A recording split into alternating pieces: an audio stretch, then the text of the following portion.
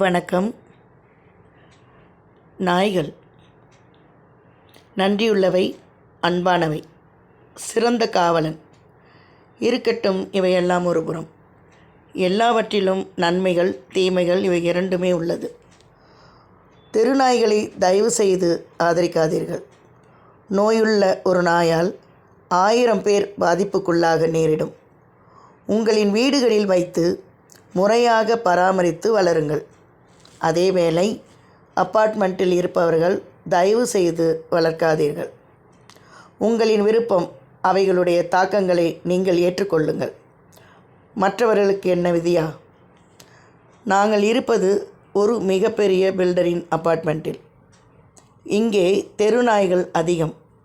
நிறைய குழந்தைகள் இதனால் பாதிப்படைந்துள்ளார்கள்.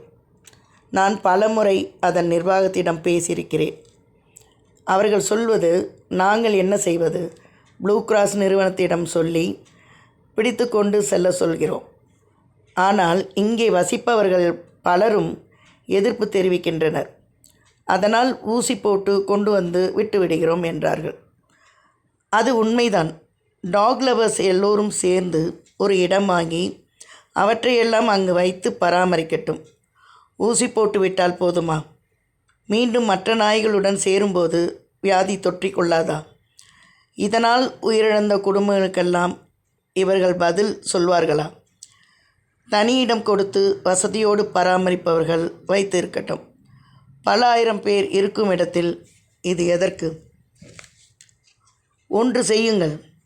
யாரெல்லாம் நாய்களின் மீது அதிக பாசம் உள்ளவர்களோ எல்லோரும் அதற்கு ஒரு சங்கம் வைத்து நிதி திரட்டி ஆங்காங்கே ஒரு கொட்டில் கட்டி பராமரிக்கலாம்.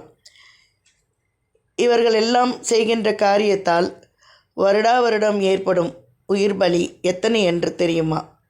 ரேபீஸ் நோயின் கொடுமையை பார்த்து இருக்கிறீர்களா? நம் குடும்பத்திற்கு வராது யாரோதானே என்றிருக்கப் போகிறீர்களா?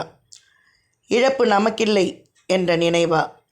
தெருநாய்கள் இல்லாத சமூகத்தை உருவாக்க அரசாங்கம் ஏதாவது செய்ய வேண்டும் என்று வேண்டி வணங்கி கேட்டுக்கொள்கிறேன்.